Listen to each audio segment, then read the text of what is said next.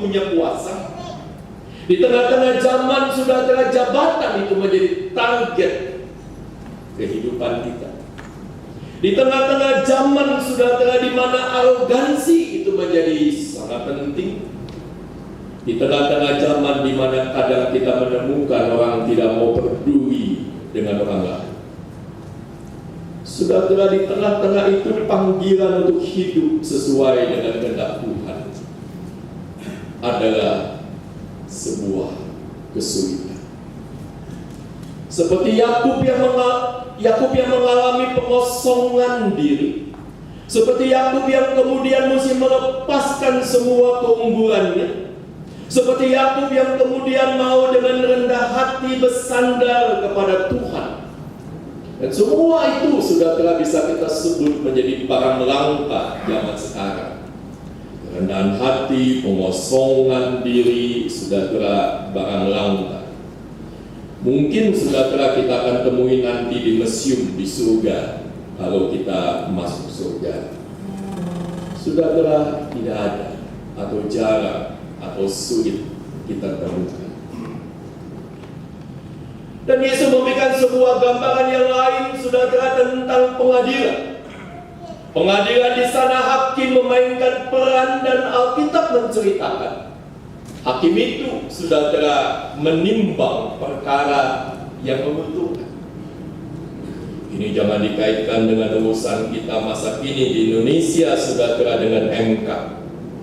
Tidak tahu persis urusannya gimana, kita tunggu saja apa yang disampaikan oleh entah koran atau siaran televisi. Tapi itu menggambarkan hakim yang lalu dalam pembacaan kita, di mana yang benar itu tidak diperdulikan, di mana yang memang patut ditolong itu tidak diperdulikan.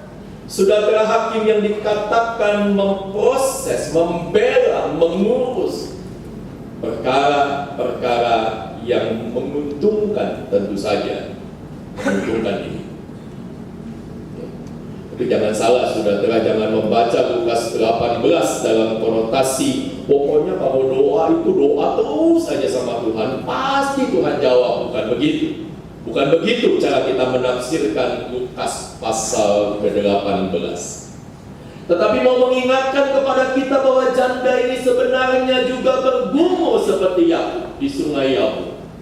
Sudah telah berdoa dan meminta kepada Tuhan dengan tak henti-henti, bergumul dan minta supaya bagaimana Tuhan menolong, bagaimana Tuhan melepaskan dia. Di tengah zaman yang seperti ini, saudara, Tuhan Yesus menyampaikan sebuah perumpamaan. Perumpamaan yang menurut saya barangkali menjadi sangat real. Orang cuma mementingkan dirinya. Orang tidak peduli dengan orang lain. Atau jangan-jangan saudara, di tengah-tengah kehidupan kita berjemaat, itulah juga yang menjadi nilai yang kita jalani.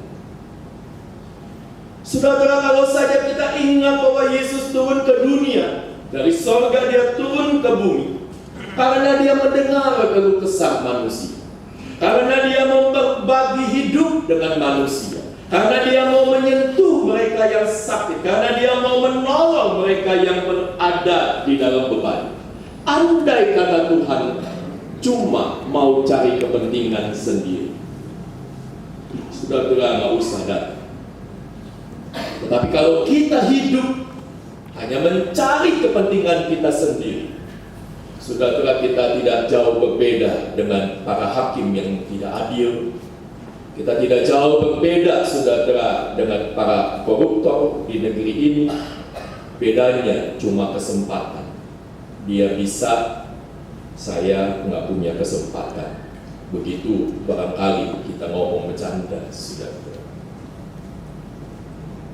Saudara yang dikasihi oleh Tuhan Yesus, kepedulian Allah membuat Allah selalu akan mendengarkan doa anak-anak. Allah tidak terganggu oleh apapun, tetapi Allah mau mengajak kepada kita. Itulah hidup yang kita mesti jalani. Bagaimana hidup kita tidak mencari jabatan, Bagaimana hidup kita tidak mencari keuntungan. Bagaimana hidup kita bukan cuma mementingkan diri, tapi bagaimana kita menegakkan yang namanya adil dan benar. Kita berada di tengah suasana menuju 30 tahun peresmian GKI Surya Utama menjadi sebuah jemaat.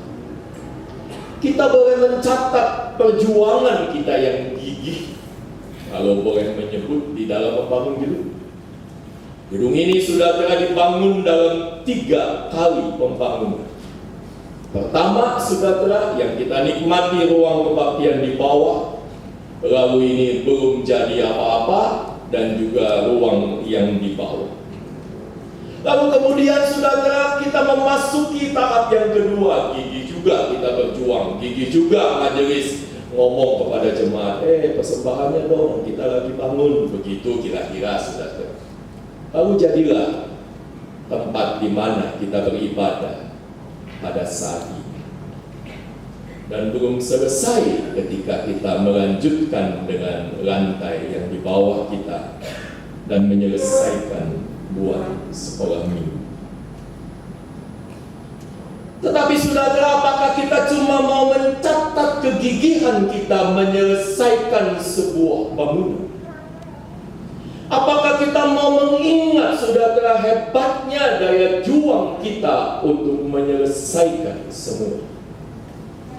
Atau saudara kita mau mencatat berapa banyak kepedulian kita kepada keadilan dan kebenaran, kepada mereka yang berada di luar tembok gereja, yang berada di luar lingkup kehidupan kita, saudara yang sebenarnya merintih karena duka yang dalam, bukan karena ada yang meninggal, tetapi duka karena hidup yang tertekan dan ditekan. Ketika mereka tidak merasakan keadilan, ketika tidak mendapatkan pertolongan dan seterusnya. Mestinya kita mencatat masih ada banyak halaman kosong yang bisa kita tulis dengan sebuah kegigihan. Saudara, untuk terus-menerus menuliskan bukan jabatan dan hasil karya, tetapi sebuah kepedulian.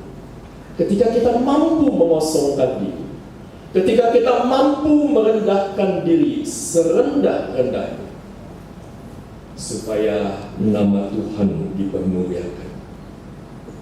Moga-moga saudara 30 tahun nanti kita rayakan tidak mau menunjukkan kita sudah semakin usur, tidak berdaya, dan tidak mau mengerjakan apa-apa. Mari saudara, seberangi sungai Yahweh, tinggalkan keangkuhan diri, lalu mulai saudara dengan rendah hati penuh kekosongan, bersandar pada berkat Tuhan. Kita lanjutkan hidup jemaat dan memperdulikan sesama kita. Tuhan memberkati saudara semua. Amin.